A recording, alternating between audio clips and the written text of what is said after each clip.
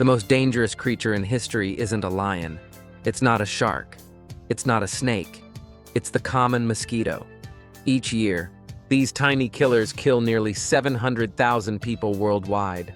Malaria, dengue fever, Zika, chikungunya, yellow fever, all of these diseases are spread by the common mosquito you barely notice on a summer evening.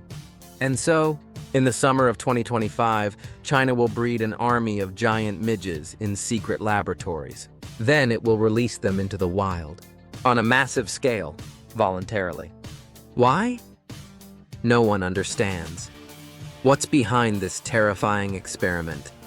Mosquitoes transmit more deadly diseases than any other animal on Earth. They kill people in massive numbers on every continent except Antarctica. In tropical countries, a child dies of malaria every 2 minutes. Dengue fever infects millions of people each year. Zika virus causes severe birth defects in newborns. And chikungunya causes severe joint pain that can last for months. In July 2025, a chikungunya epidemic broke out in China's Guangdong province. Within just 3 weeks, more than 6,000 people fell ill in a single city. Foshan. Hospitals were overwhelmed. Authorities prepared for a large-scale epidemic on a par with the COVID-19 pandemic.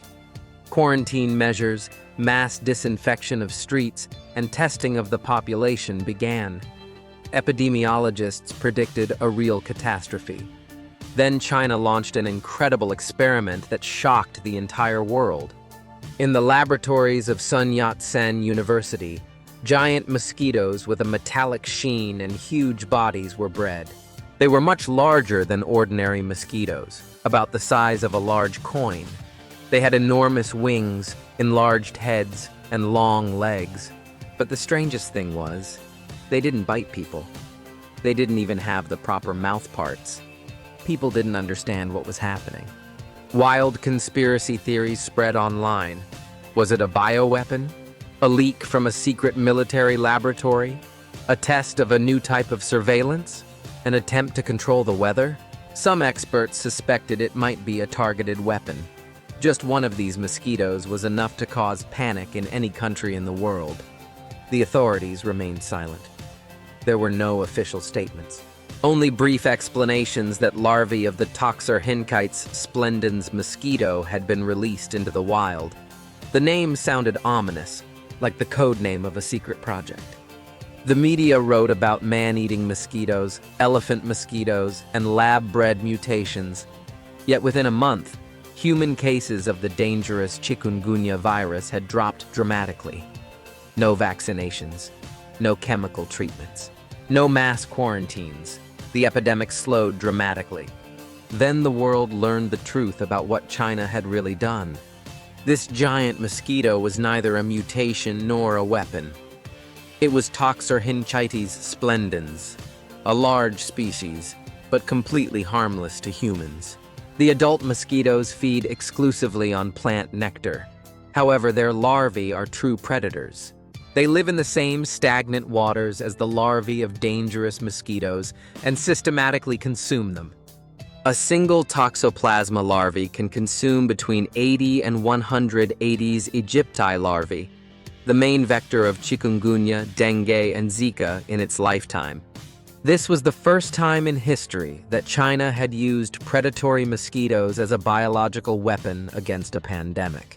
The number of dangerous mosquitoes in the entire province fell by 78% in just a few weeks. It was a revolutionary approach. Instead of chemical pesticides that kill all living things, nature itself fought nature.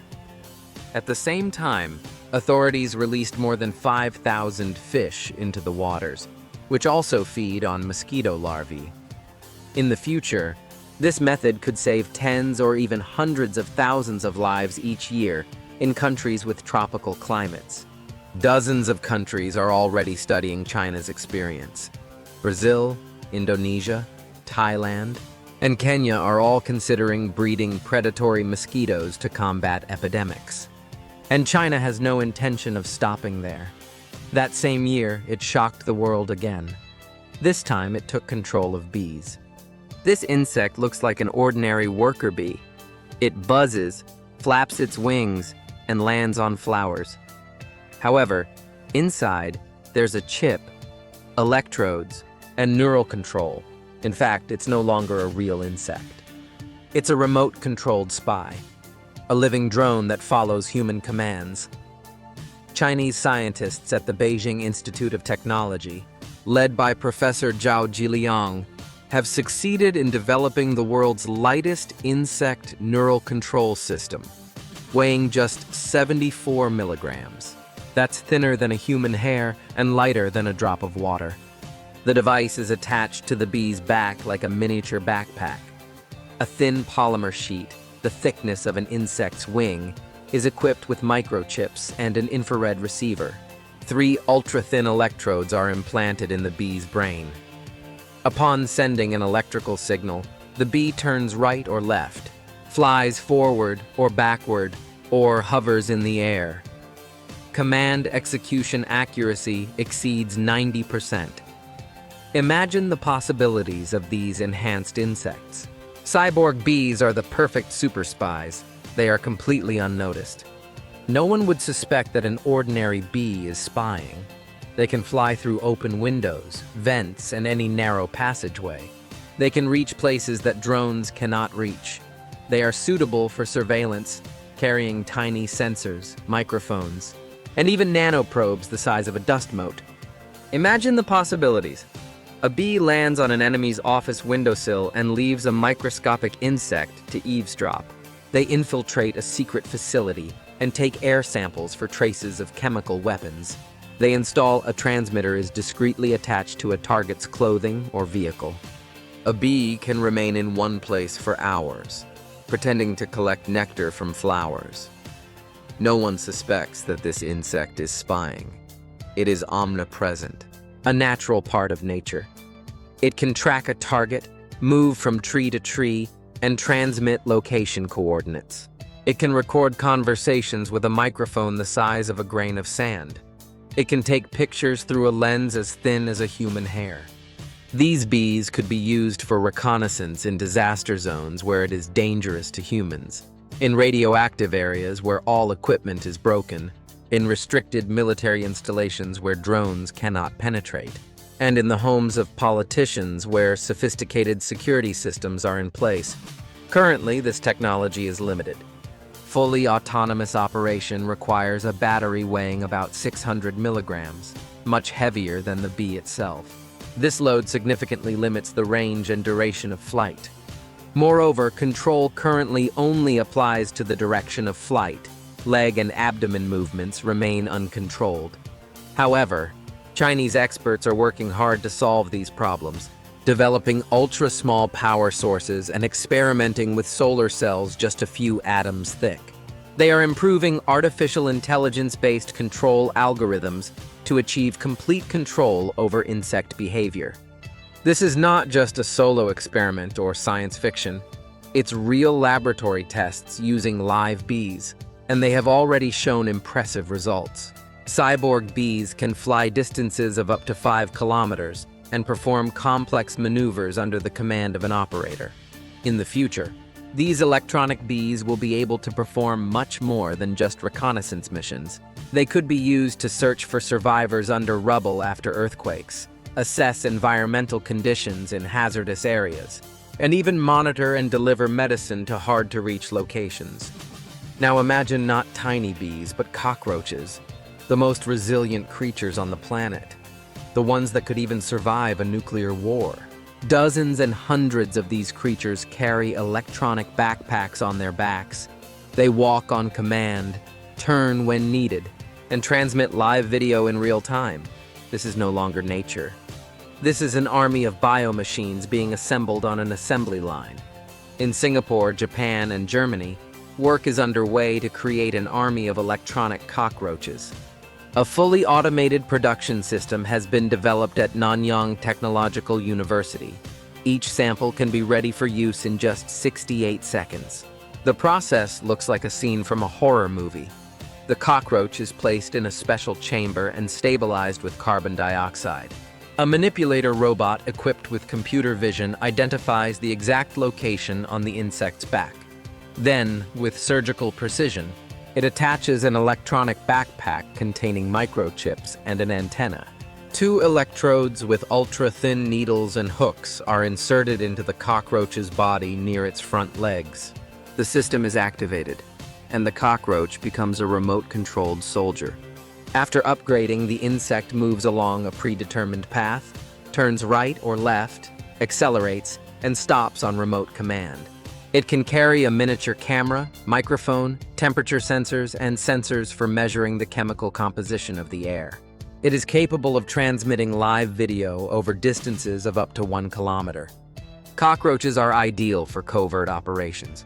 They are ubiquitous. They live in every corner of the earth. They are resistant to radiation, chemicals, and extreme temperatures. They can survive for weeks without food. They can slip through cracks just a few millimeters wide. They also climb walls and ceilings. They can move at speeds of up to 0.5 meters per second. They are used for reconnaissance in hard-to-reach areas and for penetrating buildings through ventilation systems and sewers, to inspect debris and rubble after disasters, to monitor areas affected by chemical, biological, and radiological incidents, to search for explosives and drugs, to eavesdrop on confidential conversations. Cockroaches don't require expensive technical maintenance like drones. They don't crash in strong winds. They don't break when they collide with obstacles. They're almost impossible to detect.